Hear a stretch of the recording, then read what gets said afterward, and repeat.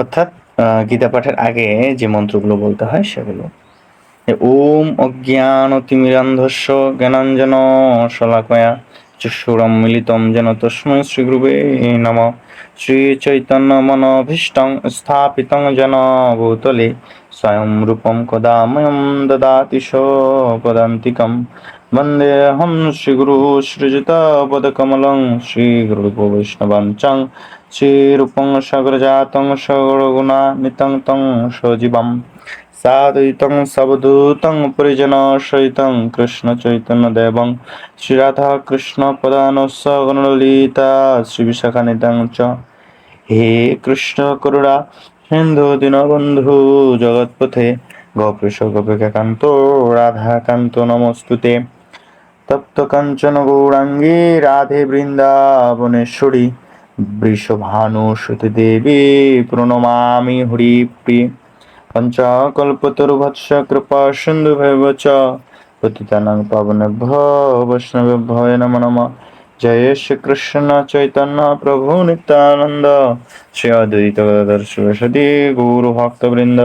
हरे कृष्ण कृष्ण कृष्ण हरे हरे, हरे राम राम राम हरे हरे। नमो नमः भगवते वासुदेवाय, नमो नमः भगवते वासुदेवाय, नमो नमः भगवते वासुदेवाय। তো আজকে হচ্ছে শ্রীমদ্ ভগবদ গীতা যথাযথ প্রথম অধ্যায় বিষাদ যোগ, শ্লোক নম্বর হচ্ছে 36। কি রয়েছে? পাপম এব আশ্রয়েত অস্মান হত্যবা এতান আততায়ীন তস্মাৎ নো অহর্হা বয়ম হস্তম ধার্তরাষ্ট্রন সামন্ধবান স্বজনম হি কথম হত্যবা সুখিন সমম মাধব। অনুবাদ: এই ধরনের আত্মীয়দের বধ করলে মহাপাপ আমাদের আচ্ছন্ন করবে। সুতরাং বন্ধুবান্ধব সহ ধৃতরাষ্ট্রের পুত্রদের সংহার করা আমার পক্ষে অবশ্যই উচিত হবে না। হে মাধব, লক্ষ্মীপতি শ্রীকৃষ্ণ আত্মীয় স্বজনদের হত্যা করে আমাদের কী লাভ হবে, আর তা থেকে আমরা কেমন করে সুখী হব? অর্জুন এই কথাগুলো পরমেশ্বর ভগবান শ্রীকৃষ্ণকে বলতেছে যে এই ধরনের আত্মীয়দের হত্যা করলে বা বধ করলে মহাপাপ আমাদের কি করবে? আচ্ছন্ন করবে। সুতরাং বন্ধু বান্ধব সহ ধৃতরাষ্ট্রের পুত্রদের সংহার করা আমার পক্ষে অবশ্যই উচিত হবে না। হে মাধব, লক্ষ্মীপতি শ্রীকৃষ্ণ আত্মীয় স্বজনদের হত্যা করে আমাদের কি লাভ হবে, তা থেকে আমরা কেমন করে সুখী হব? তো তাৎপর্য এখানে বলা হচ্ছে যে 6 ধরনের শত্রু রয়েছে। কয় ধরনের শত্রু? 6 ধরনের শত্রু। সেগুলো কি?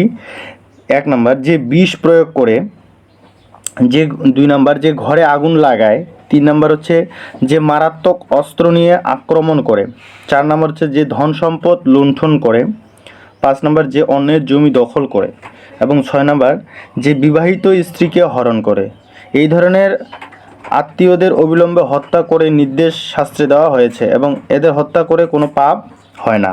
অর্থাৎ এই 6 ধরনের ব্যক্তি এগুলো যদি করে থাকে, এদেরকে হত্যা করলেও কোনো ধরনের পাপ হবে না।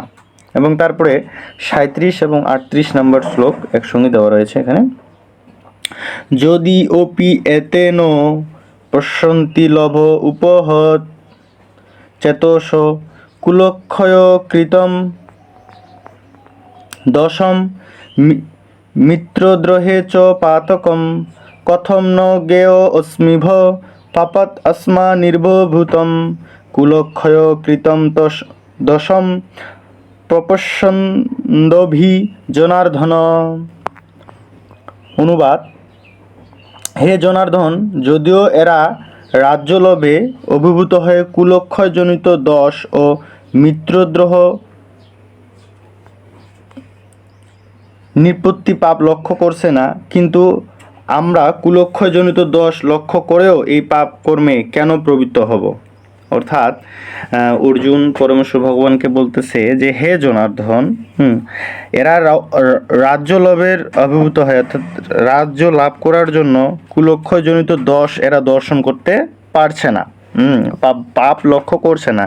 কিন্তু আমরা যারা রয়েছি তারা তো বুঝতে পারতেছি, বা আমি বুঝতে পারতেছি যে হচ্ছে কুলক্ষয়জনিত দোষ লক্ষ্য করেও আমি কেন এই মানে যদি তারা কুলক্ষয় হবে, কুলক্ষয় কীভাবে হবে, অর্থাৎ এই যুদ্ধে যখন আত্মীয় পরিস্বজন সব তো পুরুষেরা এসেছে, তারা যদি সবাই এই যুদ্ধে মারা যায় তাহলে কি হবে, মারা গেলে তাদের স্ত্রীরা বেবিচার হবে, তখন বর্ণসংকট সৃষ্টি হবে এবং জাত কি কুলক্ষয় হয়ে যাবে,